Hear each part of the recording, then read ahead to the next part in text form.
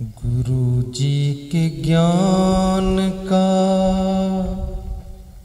मजा लीजिए, बचपन की बिगड़ी अपनी बना लीजिए। बिगड़ी बनाने की कला जिसमें है उसी का नाम इंसान है, और बनी हुई की बिगाड़ देने की कला जिसमें उसका नाम शैतान है, और दूसरे की भी बिगड़ी बना दे उसका नाम महान है, और किसी की बिगड़ने ही न दे उसका नाम भगवान है। गुरु जी के ज्ञान का मजा लीजिए, बचपन की बिगड़ी अपनी बना लीजिए, बचपन की बिगड़ी अपनी बना लीजिए, बना लीजिए, बना लीजिए, बचपन की बिगड़ी अपनी बना लीजिए।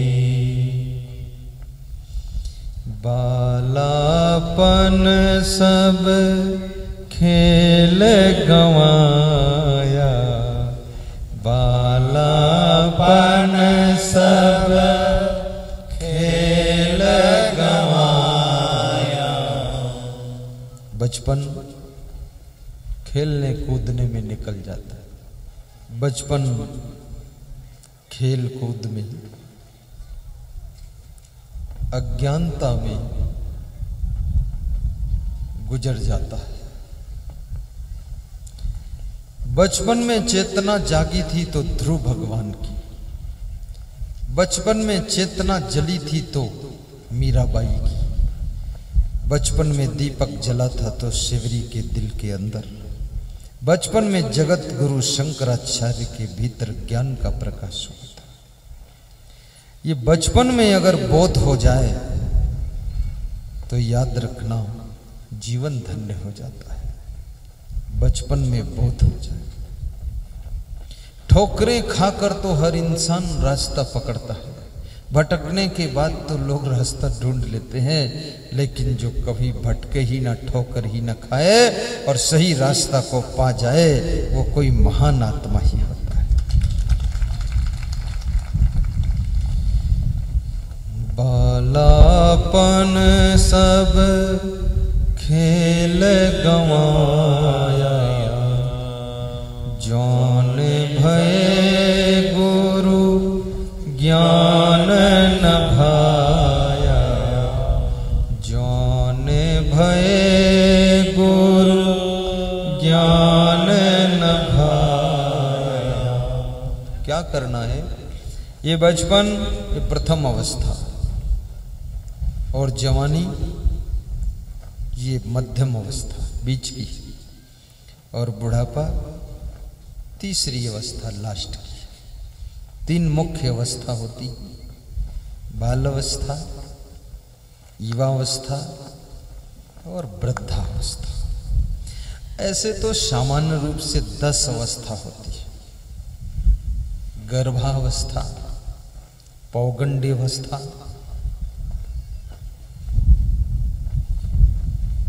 जन्म अवस्था, कुमार अवस्था, बाल अवस्था, युवावस्था, यौवन अवस्था, वृद्धावस्था, जर्जर अवस्था और मृत्यु अवस्था। ये 10 मानी गई, पर 3 मेन है। 10 तुम कहां तक काउंटिंग करोगे टुकड़ा टुकड़ा, शार्ट में 3। जवानी में गुरु का ज्ञान अच्छा लगे तो समझ लेना पूर्व जन्म की पुण्य ज्यादा है आपकी।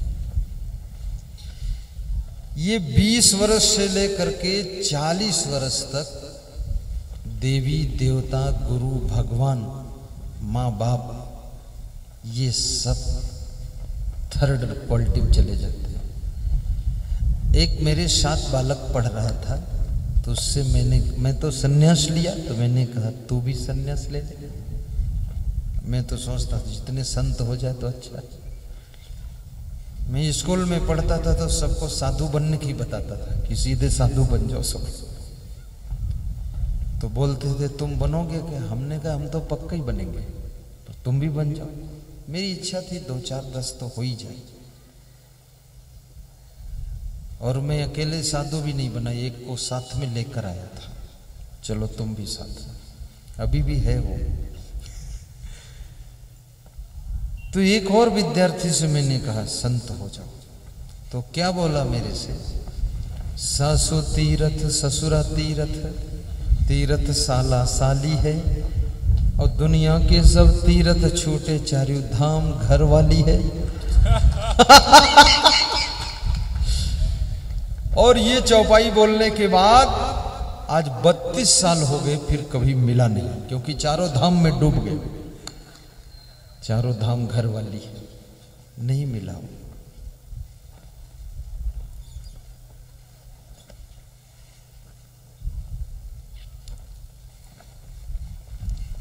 तुम ही मेरे मंदिर, तुम ही मेरी पूजा, तुम ही देवता, तुम ही देवता। सब गाइए। तुम ही मेरे मंदिर, तुम ही मेरी पूजा, तुम ही देवता हो, तुम ही देवता। पुरुष लोग गाएं, तुम ही मेरे मंदिर। बोलो।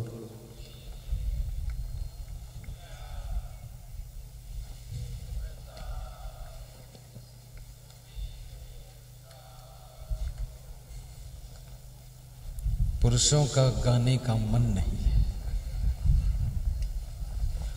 ये पुरुष सब सोच रहे हैं अगर हमको ही गाना होता तो तुमको नेपाल बॉर्डर से इधर क्यों बुलाते। ये बहुत बुद्धिमान लोग हैं। ये मन मन में विचार कर रहे हैं और सोच रहे हैं ये बने सिंह बैठा है गुरुजी से क्यों नहीं कहता है खुद गाएं, हमारे लफड़े मत फंसे। लेकिन मैं आपको इसलिए गवाता हूं कि मैं चला जाऊं, फिर भी इस गांव में कम से कम 1-2 भजन की कड़ियां लोग गुनगुनाते रहें, ताकि पता चले कोई संत आए थे जो लोगों को कुछ भजन गाना सिखा गए।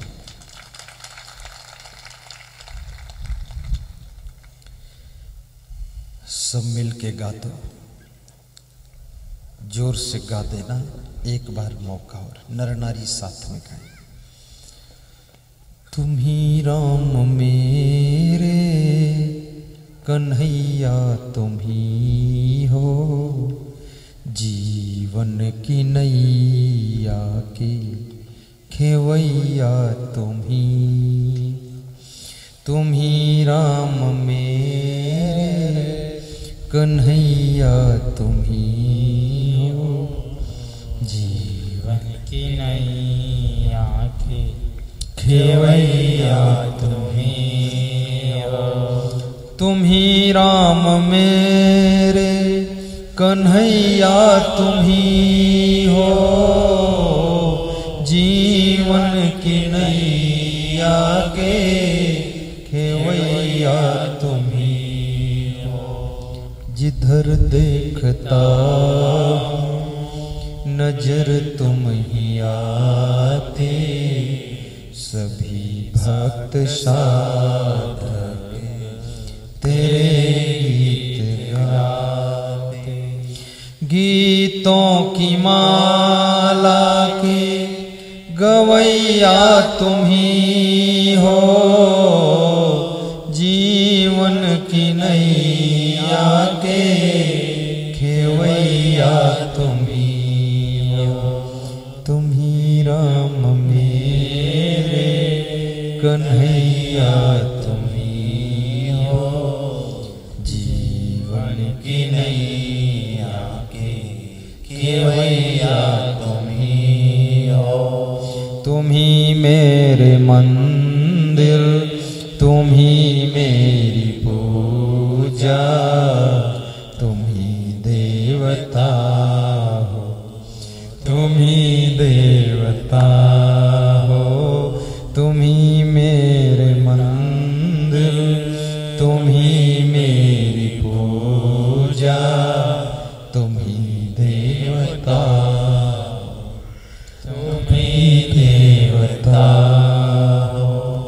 बोलिए सद्गुरु भगवान की जय। गृहस्थ को कैसे रहना चाहिए, यही है। 4 आश्रम होते हैं।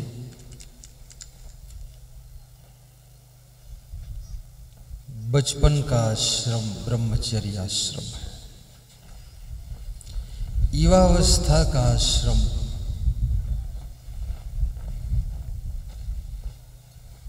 गृहस्थ आश्रम है। और युवावस्था पार होने के बाद वृद्धावस्था की चौखट पर पहुंचते पहुंचते फिर वो वानप्रस्थाश्रम आ जाता है। और वानप्रस्थाश्रम के व्यतीत होते ही संन्यास आश्रम आता है। ये 4 आश्रम है। वेद ऋषियों ने संन्यास आश्रम को सबसे लास्ट में रखा है। और किसी में विशेष सामर्थ्य हो तो शुरू से संन्यास आश्रम में प्रवेश कर सकता है।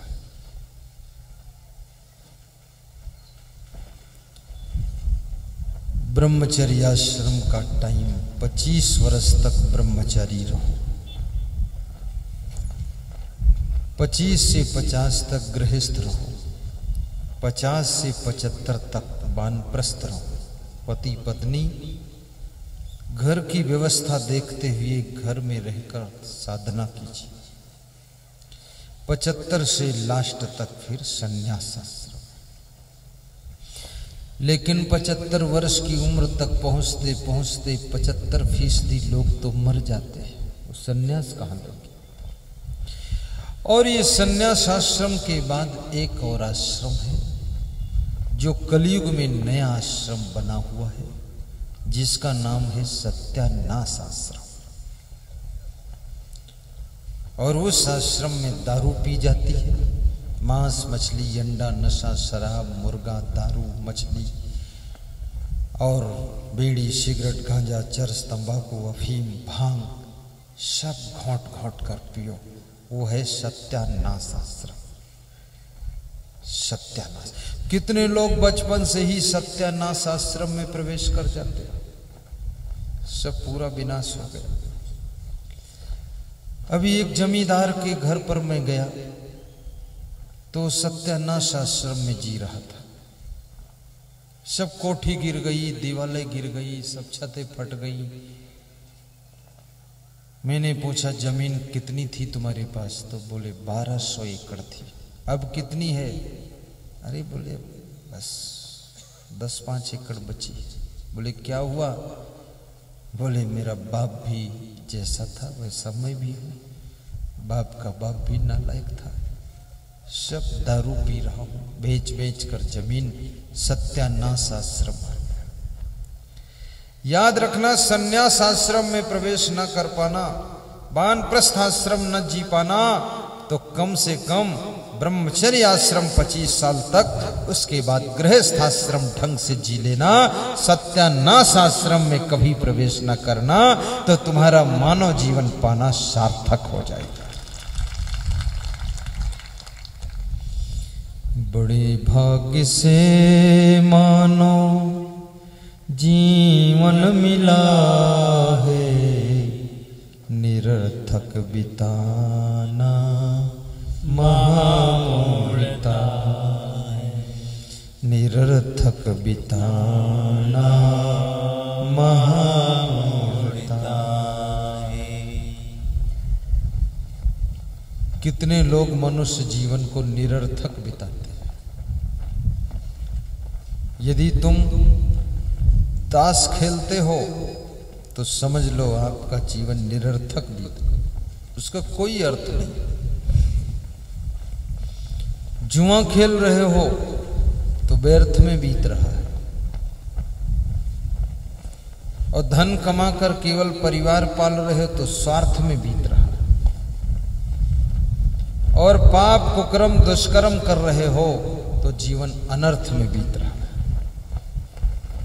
और यदि इस जीवन में थोड़ा भक्ति भी कर रहे हो, सत्संग भी सुन रहे हो, सत्संग भी करा रहे हो, सत्संग में चटाइयां बिछा रहे हो, लाइट सुधार रहे हो, सेवा कर रहे हो, तो ये जीवन समझो धर्मार्थ में बीत रहा है, परमार्थ में बीत रहा है, सेवार्थ में बीत रहा है। जो जीवन का लक्ष्य था वो प्राप्त हो रहा है।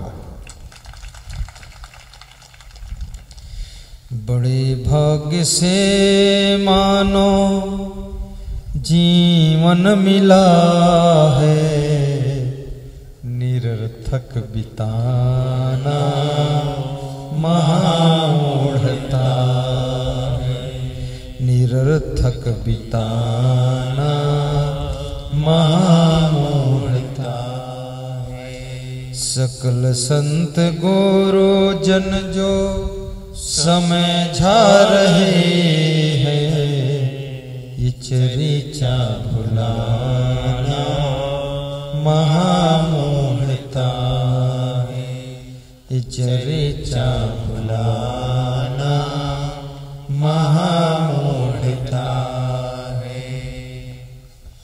बहुत शीघ्र ही अपना उद्धार कर लो, जो कर सको पर उपकार कर लो।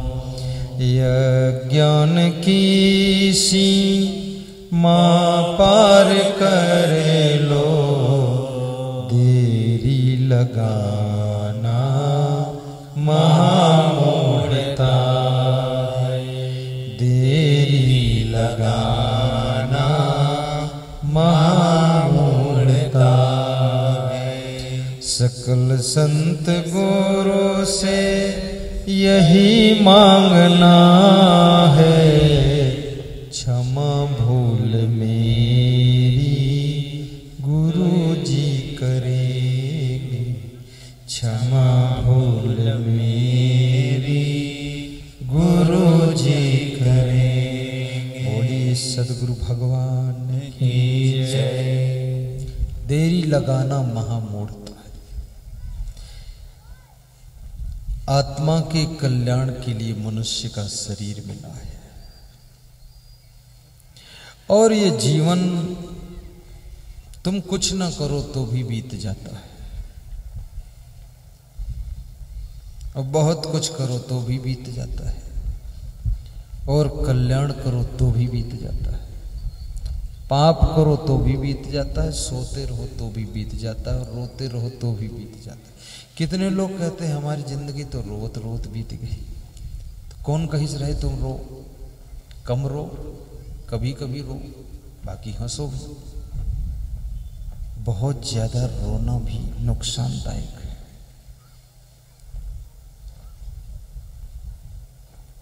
बहुत दुखी रहने से आपका स्वास्थ्य खराब हो जाएगा, अधिक चिंता करने से लकवा अटैक हो जाएगा, अधिक जागने से शुगर हो जाएगी,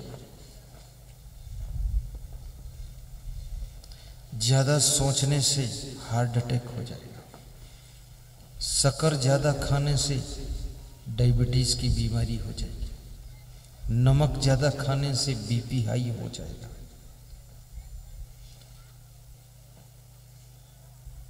चाय ज्यादा पीने से भूख कम हो जाएगी, काफी ज्यादा पीने से बुद्धि कम हो जाएगी,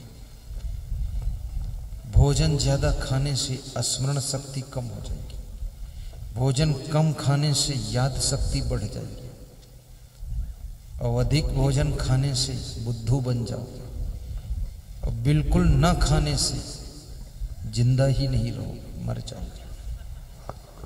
इसलिए थोड़ा खाना भी जरूरी है।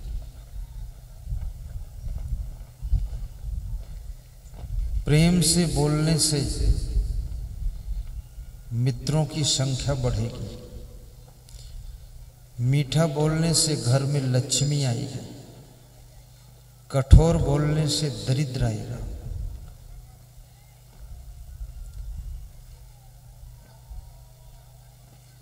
खुश रहने से सफलता मिलेगी, नाराज होने से लक्ष्मी रूठ जाएगी, बहुत क्रोध आने से राज्य लक्ष्मी दोनों से हाथ धोकर बैठो। घर में कम बोलने से तुम्हारी बात को सुनने का इंतजार रहता है सबको। हर समय बोलने से तुम बाहर चले जाओ, इस बात का लोगों का इंतजार रहता है, कब बाहर जाएंगे खेत तरफ। सबको हमेशा डांटते रहने से लोगों का इंतजार रहता है कि बीमार हो जाए, हॉस्पिटल में रहे तो छुट्टी मिले कुछ। इसलिए हर समय डांटना भी मत। बिल्कुल ना डांटने से परिवार आवारा और गंवारा हो जाता है। इसलिए कभी कभी इंजेक्शन मार दिया करो, पर हमेशा तो मीठी टेबलेट दे दिया करो। एक सांसद कह रहा था बिहार का कि कभी कभी मैं गुस्सा दिखा देता हूं। मैंने कहा किसको दिखाते हो? तो बोले बहुत लोग भीड़ लगाते हैं, तंग करते हैं, तो अपने नौकर पर गुस्सा करता हूं। तो जब नौकर पर गुस्सा करता हूं तो भीड़ के लोग डर जाते हैं, जगह खाली कर देते। तो मैंने कहा नौकर गुस्सा सह लेता है इतनी तुम्हारी? बोले खाली गुस्सा सहने के 5,000 देता कि मैं कितनी गुस्सा करूं, वो सब दिखावटी है, तू परेशान मत हो। तो नौकर जो है ट्रेंड हो गया है, जब गुस्सा करता हूं तो कांपने लगता है, और जब फिर मैं नहीं करता हूं गुस्सा तो लाकर पानी पिला देता है कि बाकी लोग डर जाते हैं। बड़ा होशियार सांसद। नौकर पर गर्म होता है तो बाकी भीड़ छट जाती है कि अभी मूड खराब है। परंतु ये तरीका भी मत अपनाना। वो सांसद को भी मैंने समझाया कि तुमको यदि भीड़ घेरती है तो ये सौभाग्य समझ लो। शक्कर के पास में चींटियां इकट्ठा होती, इसका मतलब है कि उसमें मिठास है। अगर मिठास न होती तो चींटी निमंत्रण देने से भी नहीं आती। और भीड़ तुम्हारे आसपास इकट्ठी हो रही है, इसका मतलब तुम्हारे अंदर भी मिठास है और तुमसे कुछ लोगों को टेस्ट मिलने वाला है। इसलिए भीड़ इकट्ठी हो रही है। इस भीड़ को तृप्त कीजिए और मस्त राजनीति कीजिए। कितने नेता लोग चुनाव होता है तो गांव गांव में वोट मांगते हैं, सबके पैर छूते हैं। कोई भैंस खड़ी हो उसके भी छू लेंगे, तुम भी वोट दे देना। बड़े विनम्र हैं। और जीतने के बाद जब मिनिस्टर बनकर बैठते हैं भोपाल में, तो चेंबर में बैठकर चिल्लाते बहुत, आंखें बड़ी बड़ी काटते। वोट देने वाले जाते हैं तो देख करके ही घायल हो जाते हैं कि अब तो ये बदल गया। जब वोट लेने आया था तब ये तो राम का रूप था, सबके पैर छूता था। और वोट मिल गई तो ये रावण बनकर बैठा है, गुर्राता है, बहुत आंख दिखाता है। तो जनता के लोग भी बुद्धिमान हैं, अगली बार उनको पूरा रिजल्ट देते हैं।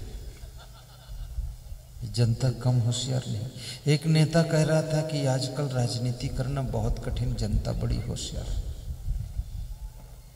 तो हमने कहा तुम भी तो जनता के ही आदमी, तुम क्या कोई कम होशियार हो? करो राजनीति। भले अब जनता को बेवकूफ नहीं बनाया जा सकता, तो हमने कहा खुद बेवकूफ बनो और क्या।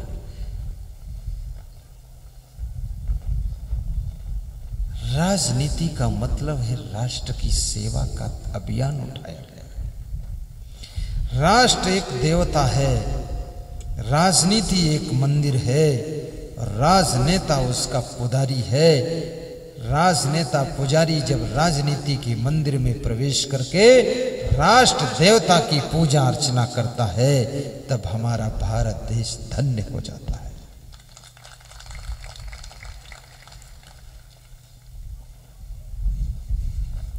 नर में नारायण है, नारी में नारायण है। साहिब बंदगी,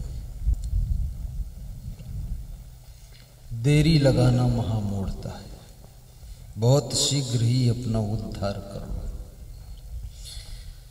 एक सम्राट अपने राज दरबार में बैठा था,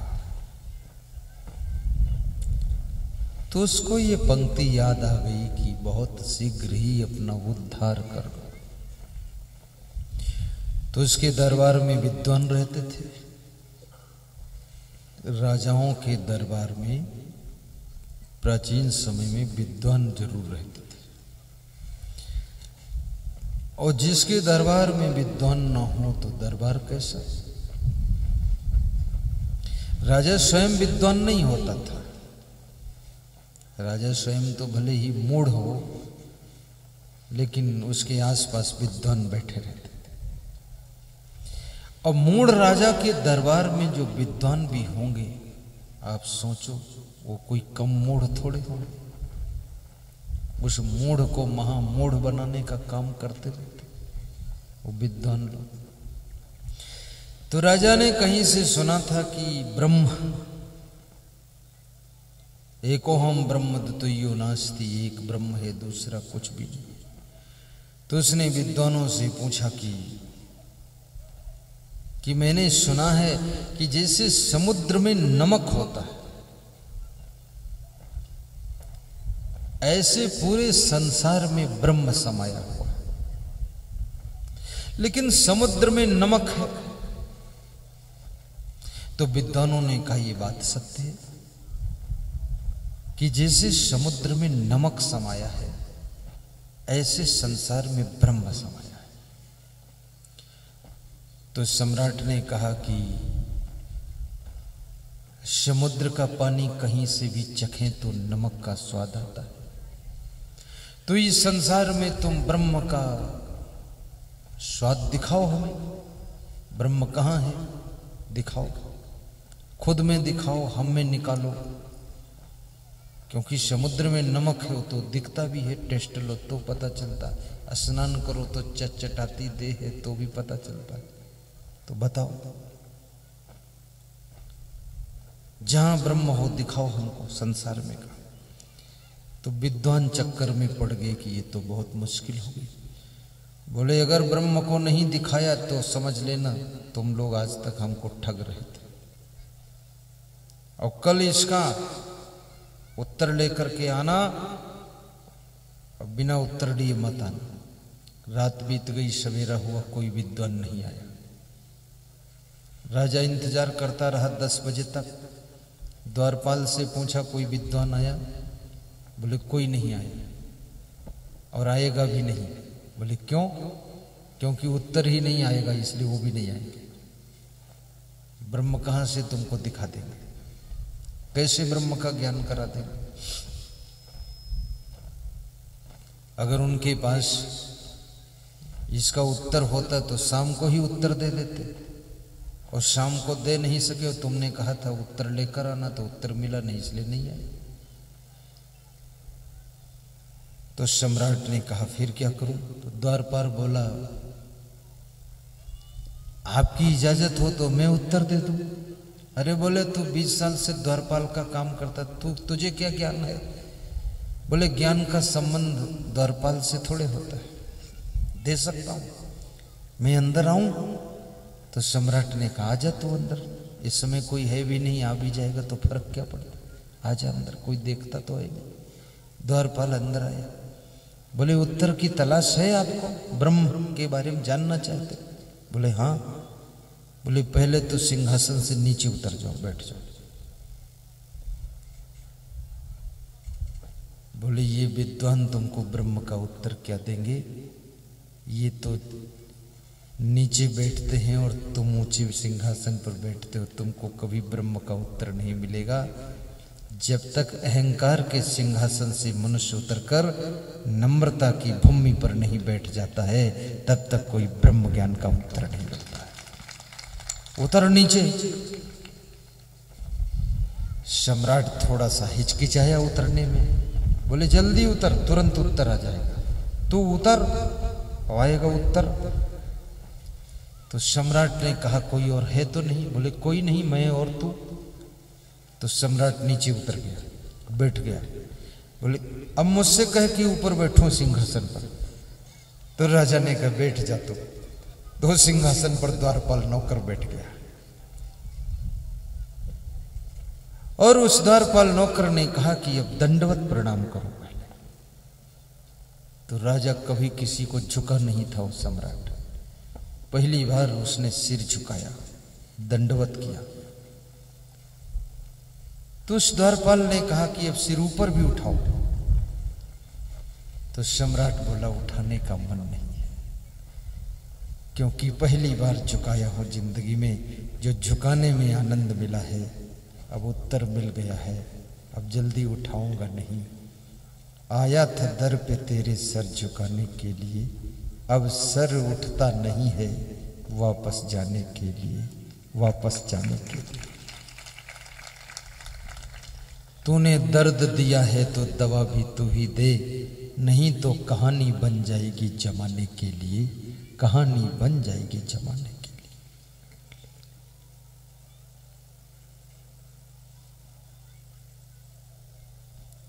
द्वारपाल ने कहा सिर तो उठाना ही पड़ेगा, कब तक तू नीचे पड़ा रहेगा?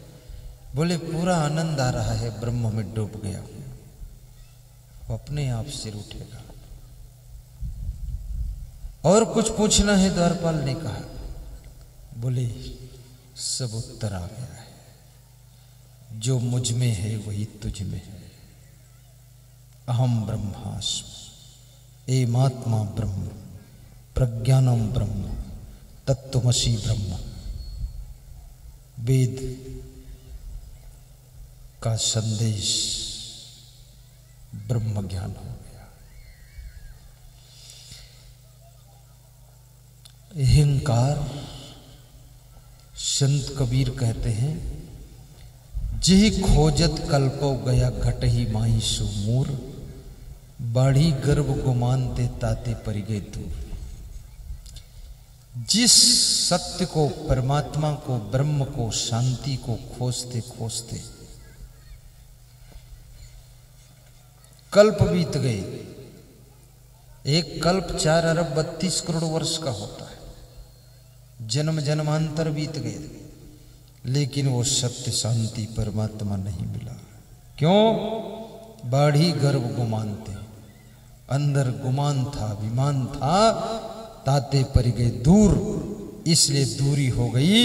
अंदर का अभिमान तोड़ दिया जाए तो अंदर की अभिमान की चट्टान के टूटते ही शांति की गंगा प्रवाहित हो जाएगी।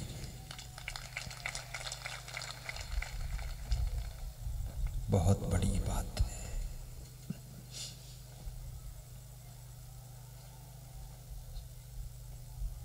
तो आज का विषय था, जो मानुष गृह धर्म राखें शील विचार, गुरुमुख बाणी साधु संग मन बज सेवा सार। गृहस्थ को कैसे रहना चाहिए? जो मानुष गृह धर्म, जो गृहस्थ धर्म का पालन कर रहे हैं, नंबर 1 उनको शीलवान होना चाहिए। शीलवान, शीलवान का अर्थ होता है चरित्रवान होना। शीलवान शब्द बड़ा ताकत लेकर बैठा हुआ है। सर्वे शीलवता जितम।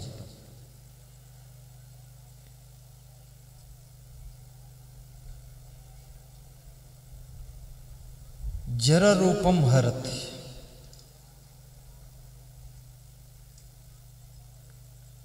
जिता सभा वस्त्रवता,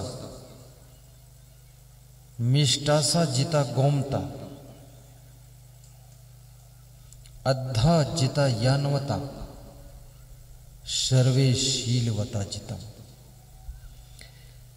सुंदर वस्त्र पहनने वाला सभा के ऊपर प्रभाव डालता, सभा को जीत लेता है।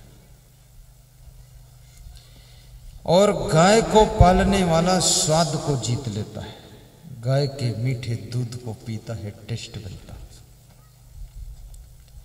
वाहन से चलने वाला मार्ग को जीत लेता है, जल्दी मंजिल पर पहुंच जाता है।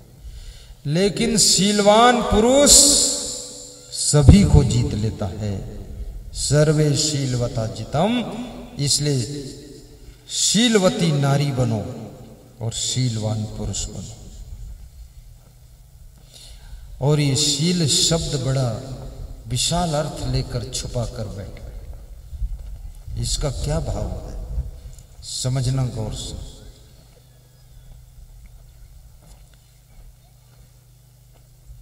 चरित्र, संयम, नियम, दया, क्षमा, सरलता, नम्रता, ये सभी गुणों का एकत्र समूह शील कहलाता है।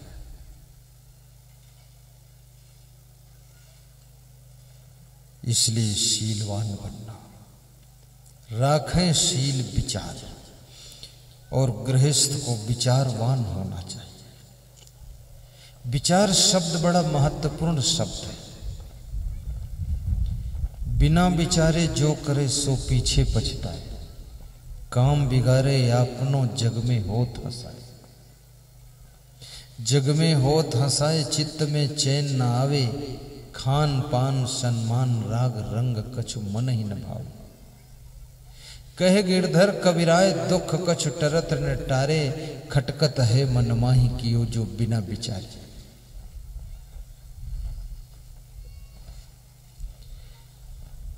चीन में एक दार्शनिक हुआ है, उसका नाम था कन्फ्यूशियस। कन्फ्यूशियस ने अपने शिष्यों से पूछा किसी विषय पर कितनी बार विचार करना चाहिए। तो एक शिष्य ने कहा एक बार विचार करो, निर्णय लेकर फाइनल कर दो। दूसरा शिष्य उठकर खड़ा हुआ, बोला 3 बार विचार करना चाहिए ताकि गलती ना हो।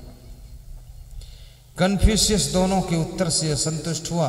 उसने कहा 1 बार विचार करने में कसर रह सकती है और 3 बार विचार करने में समय बर्बाद हो सकता है, इसलिए 1 बार ना 3 बार 2 बार विचार करके फाइनल करना चाहिए। किसी कार्य को करो तो 2 बार विचार करो। उत्पन्न पश्चातापस्य बुद्धिर्भवति यादृशी, तादृशी यदि पूर्वम स्यात्कस्य न स्यान्न महोदया।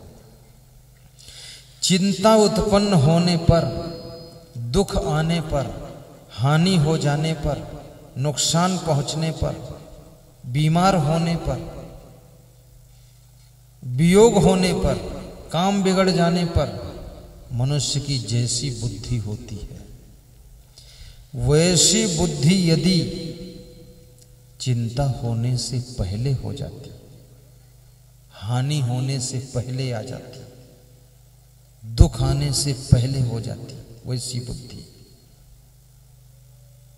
वियोग होने से पहले हो जाती, तो भला बताओ किसका भाग्य उदय न हो जाता।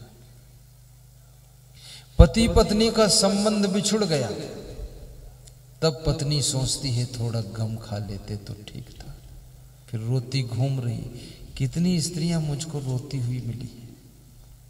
बोले अब तुम कुछ कर दो, तो हमने कहा मैं क्या कर दूं। बोले बर्बाद हो गए, तो हमने कहा कोई बात नहीं, अकेला सो बघेला, अब अकेले रहो, घूमो जा करके। तो बोले थोड़ी गम नहीं खा पाए, नाराज हो गए, रिश्ता टूट गया।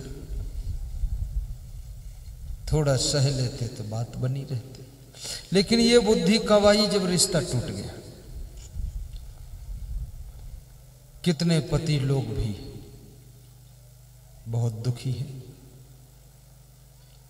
क्योंकि विवाह हुआ था, बहुत इंग्लिश बोलते रहे, इंग्लिश बियर पीते रहे। उसके बाद जब उनकी पत्नी रूठ गई, जाकर मायके में बैठ गई और दूसरा विवाह सिस्टम बना लिया, पूरा मान सम्मान दहेज सब वापस हो गया, तब सोचने लगे कि यदि दारू छोड़ देते तो ठीक रहता। अब क्या फायदा है, निकल गया बाण धनुष। एक्सीडेंट हो गया, टांग टूट गई, अस्पताल पहुंच गई, तब बात करने लगे। वाइफ कह तो रही थी धीरे मोटरसाइकिल चलाया कर, लेकिन माने नहीं, अगर धीरे चलाते तो टांग नहीं टूटती। कब सोच रहे हैं, जब टांग तोड़ के हॉस्पिटल में पड़े। खीर खाया, ऊपर से रायता पिया, ऊपर से बड़ा खाया, ऊपर से कचौड़ा, और फिर लफौड़ा, और फिर बीमार हुई। रात में पेट में दर्द हुआ, डॉक्टर के यहाँ पहुंचे, खूब दवा लिया, फिर कहने लगे अगर खीर के ऊपर रायता ना खाते तो ठीक रहता, फिर बीमार ना होते। लेकिन अब तो हो गया काम खत्म। तो नुकसान होने के बाद जैसी बुद्धि होती है, बीमार होने के बाद जैसी बुद्धि होती है, और जैसी बुद्धि वियोग होने के बाद बनती है, और जैसी बुद्धि हानि होने के बाद बनती है, और जैसी बुद्धि सब बर्बाद होने के बाद होती है, ऐसी बुद्धि यदि पहले हो जाती तो चाणक्य कहते हैं तो किसका भाग्योदय न हो जाता। ये लफड़ा ही नहीं। जब रावण को राम ने मारा, रावण धराशायी हुआ, तो राम लक्ष्मण दोनों रावण के पास शिक्षा लेने गए। कुछ ज्ञान बताओ। याद रखना, मिट्टी में सोना पड़ा हो तो भी उठा लेना चाहिए, धोकर काम लेना चाहिए। और अगर राक्षस के पास में भी कोई ज्ञान का सोना हो तो उसको भी ले लेना चाहिए। भगवान ज्ञान लेने के लिए, भगवान की नम्रता देखो, उनकी पत्नी का हरण किया, उनसे युद्ध भी किया, और फिर उससे ज्ञान लेने के लिए खड़े।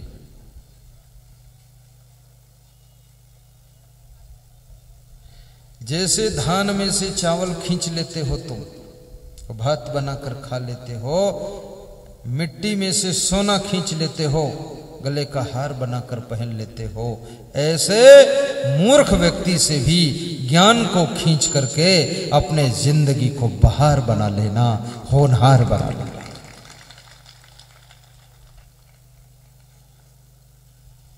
तो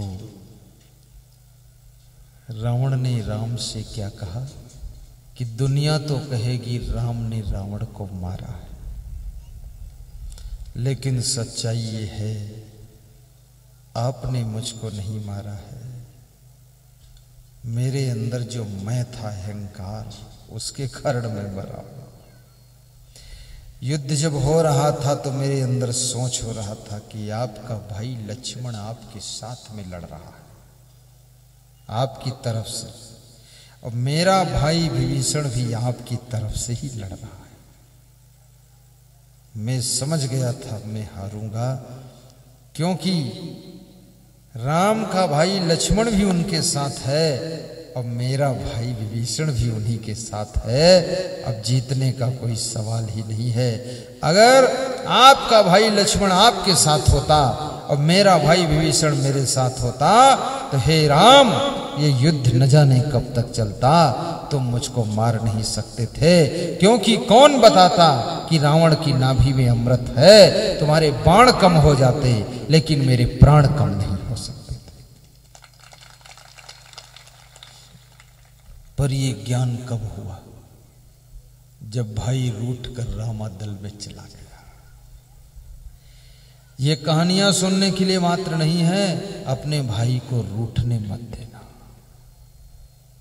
अपनी पत्नी को टूटने मत देना, अपनी बहन को नाराज मत करना, अपने पड़ोसी को भी संभाल कर रखना। पड़ोसी खुश रहे तो तुम सलामत रहो, मित्र को भी खुश रखना, क्योंकि मित्र तुम्हारी बहुत सी गुप्त बातों को जानता है। अगर वो रूठ गया तो नुकसान ज्यादा पहुंचा सकता है। इसलिए जो बुद्धिमान होते हैं वे कम से कम मित्र बनाते हैं, और जो बहुत ज्यादा बुद्धिमान होते हैं वे शत्रु किसी को नहीं बनाते, और जो बुद्धू होते हैं उनके सब शत्रु ही बनते चले जाते हैं, और जो कम बुद्धि के होते हैं उनके मित्र बहुत ज्यादा होते हैं। 100, 200, 500 मित्र, जिसको देखो वही मित्र उनका है। उन्हीं मित्रों में गप्पा मारते मारते शाम हो जाती, काम वाम कुछ नहीं करना। मित्रता हो तो हनुमान और राम जैसी हो, मित्रता हो तो सुदामा और कृष्ण जैसी हो। मित्रता हो कैसी हो? मित्रता हो तो मित्रता हो कैसी हो? दूध और पानी जैसी हो। मित्रता हो तो लोटा और डोर जैसी हो। लोटा अपना गला फंसा के डोरी में कुएं में जाकर डूबकर पानी भर कर ले आता, ऐसी मित्रता हो। मित्रता हो लेकिन खीरा जैसी ना हो। खीरा रहीमन प्रीत न कीजिए जस खीरा ने कीन, ऊपर से तो दिल मिला भीतर फाके तीन, ऐसी मित्रता ना हो। और मित्रता के धागे को कठोरता से मत तोड़िए, रहीमन धागा प्रेम का मत तोड़ियो चटकाए, टूटे से फिर न जुरे जुरे गांठ पड़ जाए।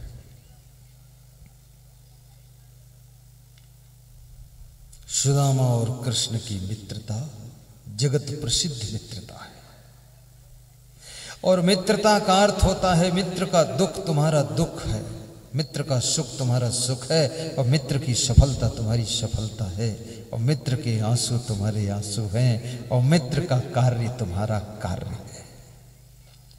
ऐसे मित्रता बनाओ।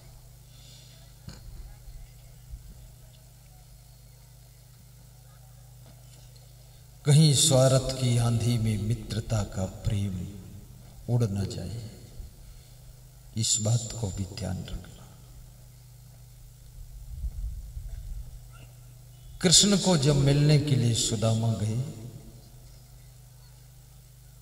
तो द्वारपालों ने रोक दिया, दूर रहो, ये फटे लटे कटे कपड़े पहनकर कहां घुसते चले आ रहे। सुदामा ने कहा कि तुमको शायद पता नहीं है, एक बार मोहन से जा करके कह दो कि द्वारे सुदामा गरीब आ गया, जरा सोचना तो दे दो, मैं अंदर नहीं आऊंगा, बाहर खड़ा हूं, खबर तो करो। सुनते ही दौड़े चले आए मोहन, लगाया सुदामा को गले से है मोहन। हुआ रुक्मणी को बड़ा ही अचंभा, ये मेहमान कैसा अजीब आ गया है। रुक्मणी भी आश्चर्य में डूब गई, फटे चीथड़े कपड़े पहने हैं, न सिर पे है पगड़ी न तन पे है जामा। बता दो कन्हैया को नाम है सुदामा। कोई आदमी इस तरह से कह दे कि जाओ तुम बता दो गुरुजी से कि बने सिंह आए, तो यानी कोई दम है तभी तो कह रहा है, ऐसे थोड़े है फालतू बोल रहा, बताते यानी गुरुजी इसको जानते भी हैं, मानते भी हैं। नाम सुनते ही कुछ रिस्पांस आएगा।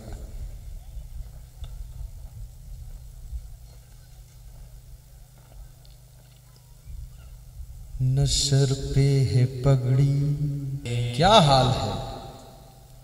किसी मित्र को अमीरी का अहंकार अगर तुमने दिखा दिया तो वहां मित्रता मर जाती है। हमेशा दीनहीन गरीब के भाव से मित्र के सामने पेश होना चाहिए। ये सुदामा ज्ञानवान है और धनवान से बड़ा ज्ञानवान होता है। सुदामा फिर भी कह रहे मैं गरीब हूं। ये सुदामा की नम्रता, मित्रता की जान नम्रता है। जब दो मित्रों के बीच में अहंकार प्रवेश करता है तो वहां प्रेम की मृत्यु हो जाती है और मित्रता दफनाने योग्य हो जाती है। अरे द्वारपालो कन्हैया से कह दो कि द्वारे सुदामा गरीब आ गया है, द्वारे सुदामा गरीब आ गया भटकते भटकते न जाने कहां से तुम्हारे महल के करीब आ गया है। भटकते भटकते न जाने कहां से तुम्हारे महल के करीब आ गया है। अरे द्वार पालो कन्हैया से कह दो कि द्वारे सुदामा करीब आ गया है। मित्र के यहाँ जब जाना तो बड़ी नम्रता से जाना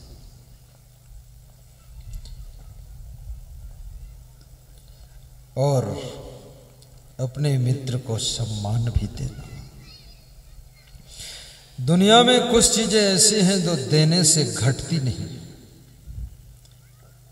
लेकिन जिसको तुम देते हो उसको सब कुछ मिल जाता है। तुम देते हो तो तुम्हारे पास वो चीज कम होती नहीं है, और वो ऐसी चीज है गरीब के पास भी फुल है, अमीर के पास भी फुल है।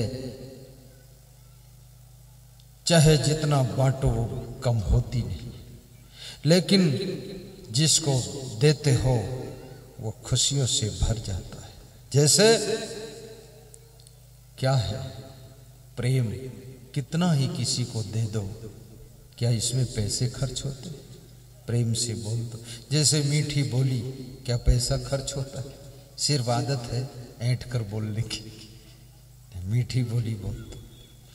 और जैसे किसी का सम्मान करना, आइए आइए, बैठिए बैठिए, पधारिए पधारिए, सब कुशल मंगल है ना, इसमें क्या घट गया आपका? आइए आइए कह दीजिए, बैठिए बैठिए कह दीजिए, पधारिए कुशल मंगल। अरे इतना ही पूछने से अगला व्यक्ति गदगद हो जाता है। तुम थोड़ी सी प्रशंसा किसी की कर दो, उसको खुशी मिल जाती है, लेकिन तुम्हारा कोई घाटा नहीं होता है। ये चीजें फ्री की है।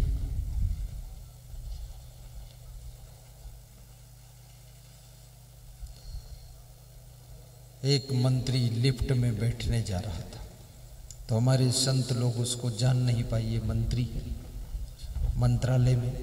तो संत लोग दौड़कर लिफ्ट में पहले बैठ गए और मंत्री सीढ़ी चढ़कर ऊपर आया, लिफ्ट पहुंच गई। तो लिफ्ट जो चला रहा था वो बोला ये मिनिस्टर है। तो संतों ने कहा कि हमको तो पता ही नहीं था, अपन बैठ गई लिफ्ट में। तो ऊपर जब वो पहुंचा तो संतों ने कहा कि आप बहुत महान हैं, आप मिनिस्टर हैं, ये मंत्रालय है, हम लोग लिफ्ट में बैठे, तुम सीढ़ी चढ़ के आए। तो उसने कहा इस मंत्रालय में पहुंचाने वाला तो आपका ही आशीर्वाद है, नहीं तो इसके अंदर तो हम घुसने को नहीं पाते, आपकी कृपा है। संतों ने कहा आप में बड़ी नम्रता है, तो मुस्कुरा दिया। फिर बोला मेरे चेंबर में आओ। जरूरत थी नहीं, फिर भी चले गए चेंबर में संत लोग। बोले कोई काम है क्या? तो बोले आश्रम के लिए जगह चाहिए। बोले दिला दूंगा, 10 से 5 एकड़ जितनी बताओ। थोड़ी सी प्रशंसा करने से वो जमीन भी दिलाने लग गया। संत लोगों को लेना देना तो था नहीं, वहां से लौट आए, दोबारा गई ही नहीं। बहुत मुश्किल है। मुझे करीब 50 लोगों ने दान दिया है, जमीन भी आश्रम भी, हम लौट के गए ही नहीं लेने के लिए। हर साल 1-2 आश्रम मिलते हैं दान में, तो मैं कहता हूं सोच के बताऊंगा, फिर दोबारा जाने का टाइम ही नहीं। मैं चौंडी आऊं कि वहां जाऊं, क्या करूं? हमको तो टाइम नहीं है। जो सत्संग में आनंद है कुछ नहीं, बहुत अच्छा, सुख शांति। कोई एक आधा आश्रम बन जाए बस ठीक है, जितना बने ठीक ठाक हो जाए। बाकी मेरा आश्रम करोड़ों नर नारियों के दिलों में बना हुआ है और सभी वाणी सुनते हैं, शांति मिलती है। न सर पे है पगड़ी, न तन पे है जावा, बता दो कन्हैया को नाम है सुदामा। कितनी बड़ी बात है। अब सोचो ये कितना गरीब होगा सुदामा, सिर पे पगड़ी भी नहीं और शरीर पर कपड़ा भी ठीक नहीं, खाली फटी धोती पहने। सुनते ही दौड़े चले आए मोहन, लगाया सुदामा को गले से है मोहन। हुआ रुक्मणी को बड़ा ही अचंभा, ये मेहमान कैसा अजीब आ गया है, ये मेहमान कैसा अजीब आ गया है। बहुत बड़ी बात। रुक्मणी अचंभे में पड़ गई कि ये कैसा मेहमान है। किसी स्त्री का पति किसी को ज्यादा प्रेम करने लगे तो पत्नी बहुत अचंभे में पड़ जाती है कि इतना प्रेम करता है, इतना तो कभी मुझको भी नहीं किया। क्या बात है। एक पति अपनी पत्नी से बार बार कहता था मैं तुमको बहुत प्रेम करता हूं। तो पत्नी ने पूछा बहुत करते हो, फिर कितना करते हो? बोले मैं अपनी जान से ज्यादा तुमको मानता हूं, तू मेरी जान है। तो पत्नी खुश हो गई। उसने सोचा कि मैं इसकी जान हूं, जिस दिन चाहूंगी उस दिन जान खींच दूंगी।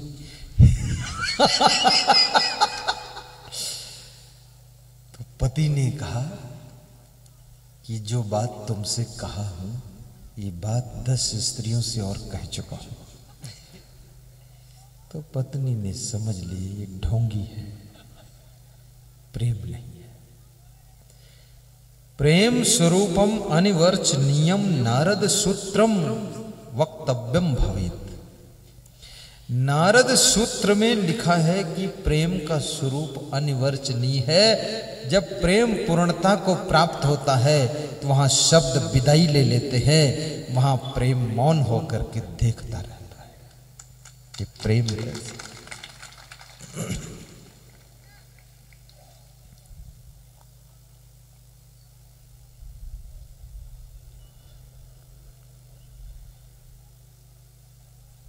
बहुत बड़ी बात है। प्रेम विहीन मनुष्य कभी सुख नहीं पाता है। प्रेम से भरा इंसान कांटों की सेज पर भी गुलाबों की कोमलता का अनुभव करता है। प्रेम भरा दिल दुख में भी सुख की अनुभूति करता है और प्रेम का प्यासा इंसान दूध और चाय से तृप्त नहीं होता है। और ये आत्मा की प्यास प्रेम की प्यास है। इसलिए याद रखना, अगर तुम सोचते हो कि तुम्हारी पत्नी साड़ी सलवार कुर्ता सोना चांदी से खुश होगी, नहीं, वो आपके प्रेम से ही खुश हो सकती है, तृप्ति मिलेगी। आपका पति पत्नी के प्रेम को पा करके खुशियों से भर जाता है।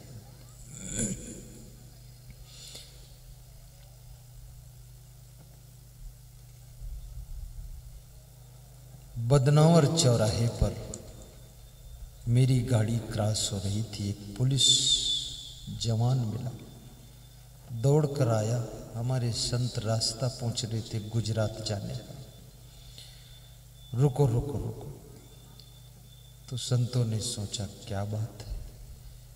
बोला बस 1 मिनट गेट खोलो, गुरुजी के पैर छू लो, टीवी में प्रवचन सुनता हूं। उसके बाद जो सुख मिला है उसके पहले कभी नहीं मिला था। हम पति पत्नी, पिता पुत्र, माँ बेटा, भाई बहन, गुरुदेव का प्रवचन सुनकर के हम प्रेम के सागर में डूब गए। अब हमारे घर में कलह कलेश नहीं होता है, एक दूसरे को देख करके प्रसन्नता होती है। प्रेम की पहचान होती है जब प्रेम अपने प्रेमी को देखता है तो प्रसन्न हो जाता है। और द्वेष की पहचान होती है जब वो जिससे द्वेष करता उसको देखता है तो उसका 50 ग्राम खून जल जाता है, आंखें लाल हो जाती, गुस्सा आती, खुश नहीं होता है।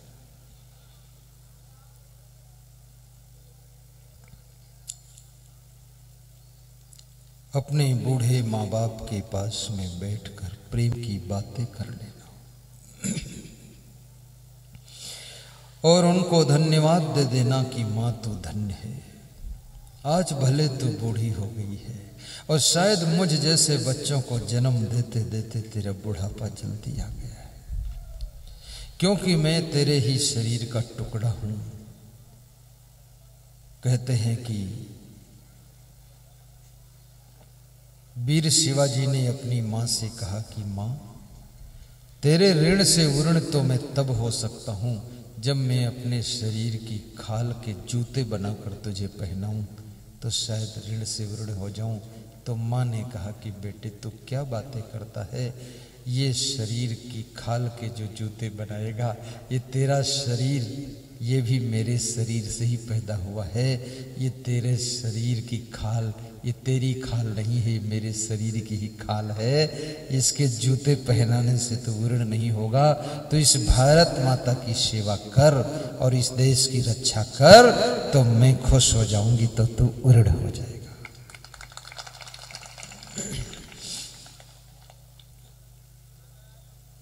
और प्रेम एक ऐसी ताकत है जिसमें भगवान राम भी शिवरी के प्रेम में भूल गए थे। प्रेम मामा भूले भगवान हो शिवरी के घर में, खट्टे मीठे बेर शिवरी चखी चखी लावे, भोग लगई हैं भगवान हो शिवरी के घर में। प्रेम की शक्ति को पहचानो। अगर आपके पास में प्रेम है, शुद्ध प्रेम, वासनात्मक प्रेम नहीं, प्रेम यानी खालिश प्रेम। जिस प्रेम में वासना है वो प्रेम नहीं है, वो स्वार्थ है। और जिस प्रेम में उपासना है वो प्रेम श्रद्धा में बदल जाता है। वासना से लिपटा हुआ प्रेम अंत में धोखा ही देता है और उपासना से ओतप्रोत प्रेम अंत में मोक्ष प्रदान करता है। और निस्वार्थ प्रेम आपको जिंदगी भर सुख देता है, जिंदगी भर सुख देता है।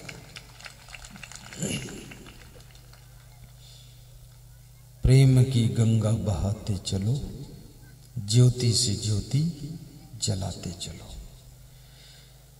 प्रेम की गंगा बहाते चलो, ज्योति से ज्योति जलाते चलो, ज्योति से ज्योति जलाते चलो। प्रेम की गंगा बहाते चलो, प्रेम की गंगा बहाते चलो, ज्योति से ज्योति जलाते चलो, ज्योति से ज्योति जलाते चलो। बहुत बड़ी बात है। एक दीपक जल जाए तो दुनिया के सभी बुझे दीपकों को जला सकता है। एक व्यक्ति रूठ जाए तो सबको रुला सकता है। एक व्यक्ति की आत्मा ज्ञान से जाग जाए तो सभी को शांति दिला सकता है। और एक व्यक्ति समझदार हो जाए तो सबके दिल को खिला सकता है, फूल की तरह। और एक व्यक्ति घर में नालायक निकल जाए तो सबको दिन रात रुला सकता है। और हर घर में करीब करीब एक दुष्ट रहता है। तुम ध्यान देना इस बात पर। अगर तुम्हारे घर में नहीं होगा तो दामाद दुष्ट मिल जाएगा, वो तुमको दुख का इंजेक्शन लगाता रहे, नींद हराम कर देगा।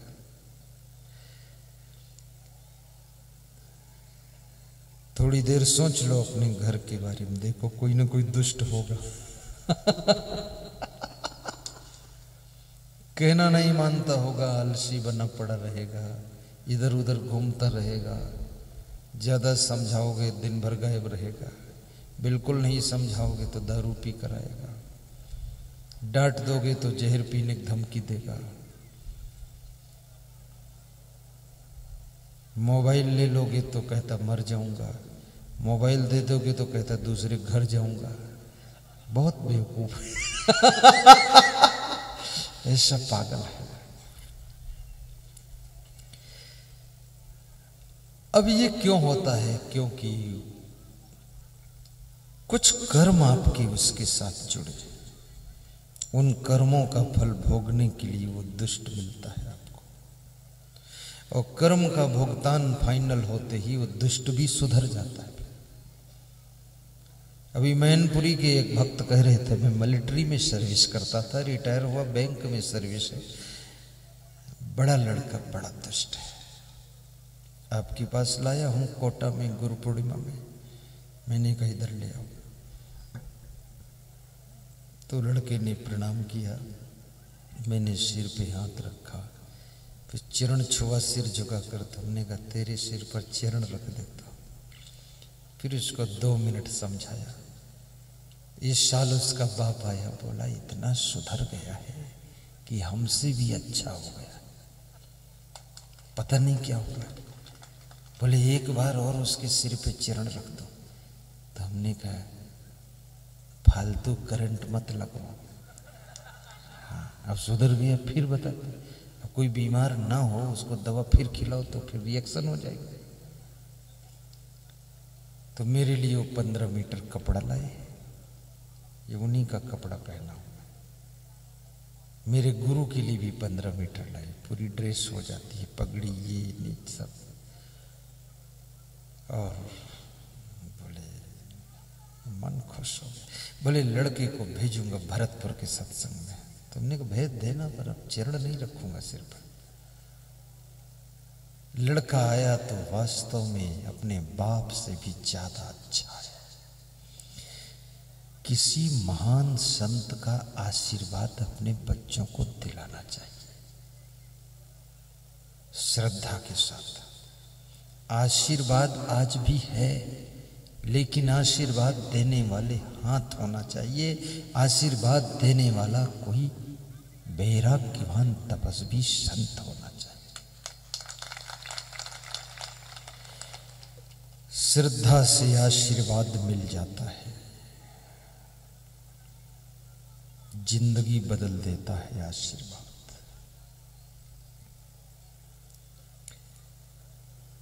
मैं आप लोगों से बहुत खुश हुआ हूं। धन्य है ये चौंडी गांव, धन्य है यहाँ के नर नारी, जिन्होंने सहयोग करके, मेहनत करके इतने बड़े समागम को सफल बनाया है। धन्य है बने सिंह जी और उनकी पत्नी, उनके भाई अमृत सिंह, शिव प्रसाद। ठीक बोल रहा हूं? मेरे लिए भी समस्या है, लाखों लोगों के नाम मेरे पास आते, बहुत याद कर। श्लोक याद करना सरल, ये नाम बड़े कठिन, लेकिन सबका प्रेम है तो याद करता हूं सहज भाव से।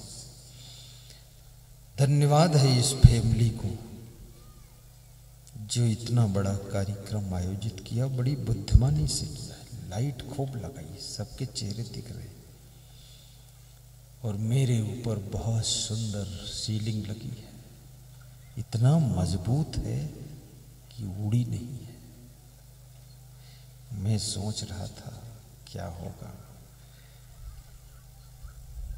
अभी एक भक्त मुझसे कह रहा था सिंहस्थ कुंभ में आपका पंडाल नहीं उड़ा था गुरुदेव, तो मैंने कहा उसमें सब पुण्य आत्मा बैठे थे, पापी कोई नहीं था, और किसी के लिए मना भी नहीं था। कुंभ मेले में कितने लोग गए थे उज्जैन में? हाथ उठाओ। बहुत लोग गए थे, मत उठाना, डर लग सकता। मेरे कैंप में कितने लोग पहुंचे थे? हमारी संस्था के कैंप में कोई पहुंचा था इसमें से? हाथ उठाओ, हाथ जो लोग पहुंचे थे। अरे केवल 10-15 लोग ही पहुंचे। तुम लोग कहाँ घूमते रहे फिर? मेरे से परिचय नहीं था आपका, है? हाँ, इसलिए जब पता ही नहीं तो क्या है। अगली बार आना अपने कैंप में, ठीक? वहां बड़ा इंतजाम रखूंगा आपके लिए। सब भोजन भंडारा, नहाना धोना, सोना, प्रवचन, 2-2 मीटिंग सुनाऊंगा प्रवचन, 3-3 मीटिंग भोजन नाश्ता, और 1 मीटिंग सुलाऊंगा ठीक से, नींद, पूरा सो जाना गुरुजी के चरणों में। अब तो हमारा तुम्हारा पहचान बढ़ रहा ना, रिश्तेदारों को भी लाना। उज्जैन में आश्रम बनने वाला है, जिस आश्रम के लिए जमीन खरीदी जा रही है, जिसमें 22 गज भूमि के लिए कल हमारे भक्त श्री महेश मीणा, कोमल मीणा, शिव चिरण मीणा धामनिया की ओर से 11,000 का संकल्प हुआ है। देंगे 10 महीने बाद, ये संकल्प है। तो वहां की भूमि सब भक्तों के लिए, कम से कम 1 लाख भक्त वहां सो सके, भोजन कर सके, प्रवचन सुन सके, इतना बड़ा आश्रम बनेगा, किसी को मना न किया जाए। और प्रवचन भी खूब चलेगा वहां, बहुत सुंदर माइक सेट सिस्टम लगेगा स्थायी, और मैं हवाई जहाज से आया करूंगा, सुनाया करूंगा। टाइम कम, इंदौर उतरूंगा, फट से आकर उज्जैन सुनाकर फिर बैठकर चला जाऊंगा। टाइम कम रहेगा ना। और जो इसमें भूमि दान देता है उसको ऐसा प्रमाण पत्र भी मिलता है, सम्मानित किया जाता संस्था की ओर से। जैसे कि अभी जगदीश दांगी श्रीमती राजपति बाई सीहोर जिले से है, सिराड़ी गांव से। ये खड़े हो जाओ। 4 गज भूमि के लिए 2100 रुपये का संकल्प लिया है। बाद को देंगे पैसा, अभी नहीं, बाद को देना, अभी मत दो। अभी किसके पास पैसा है? बात करना है केवल। 4 गज भूमि का मतलब है 2 प्राणी सो सकते हैं। अपने सोने भर की जगह बना लिया, होशियार आदमी। आश्रम बनेगा वहां।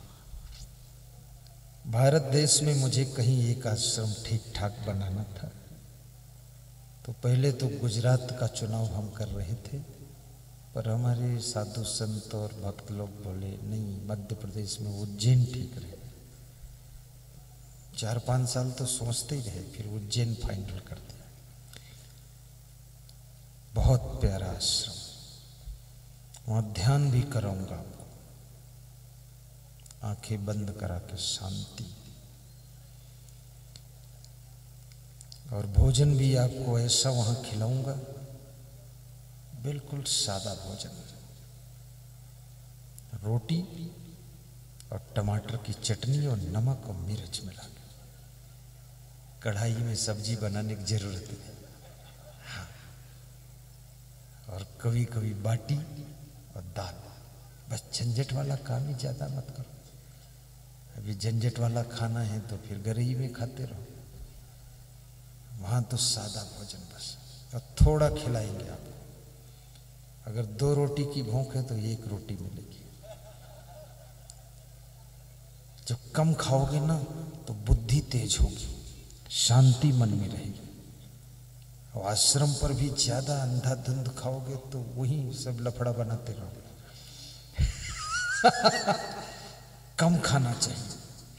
कभी भी सत्संग में जब जाना हो तो कम खा के आना चाहिए। आज मुझसे कह रहे थे वो सुमित मीणा कि सेवई बनवा दूं, तो मैं कल से मना कर रहा था, रहने दो जरूरत।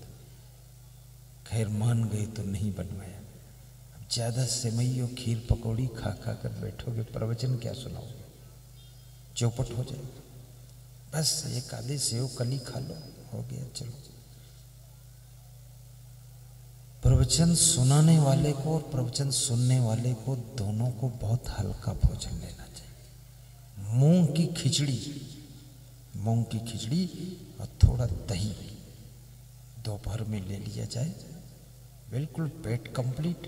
और सुबह सुबह मूली, गाजर, सलजम, चुकंदर, मिर्च हरी काट के कम से कम 10-20 कुंटल सलाद बने, एक एक कटोरा सबको दे दीजिए सुबह का नाश्ता में।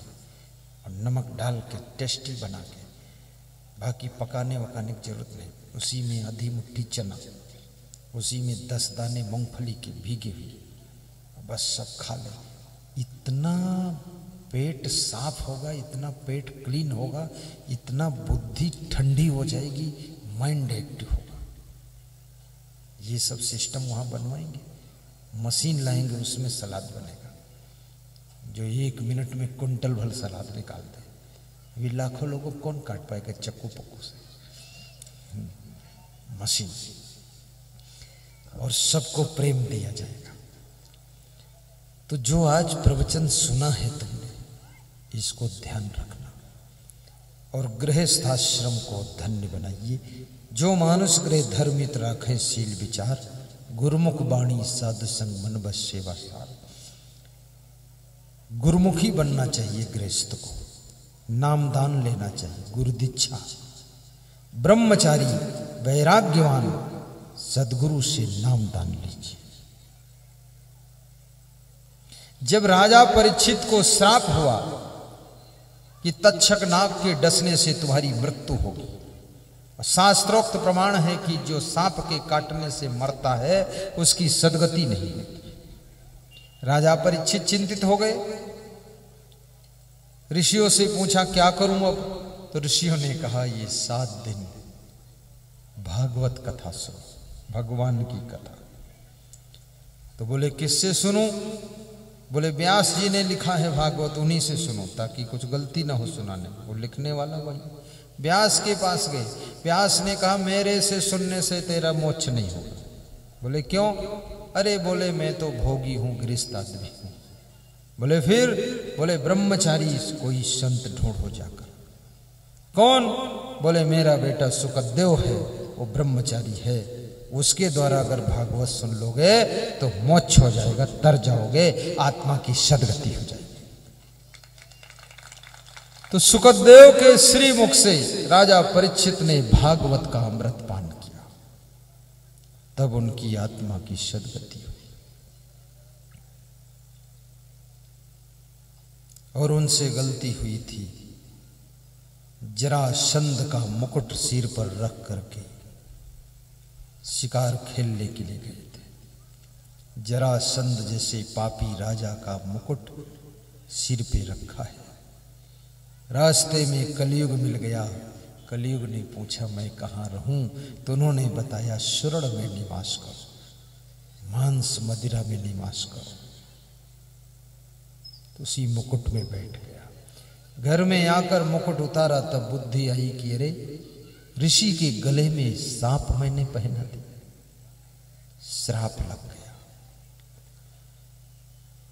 याद रखना, हर काम विवेक से करना, तुम्हारा जीवन सुखी रहेगा। और ये जो आज सुखद सत्संग कथा हो रही है, इसमें भागवत, राम कथा, कृष्ण कथा, शिव कथा, सभी कथा का मिक्सचर है। आप सबका कल्याण हो, ऐसी मैं शुभकामना करता हूँ।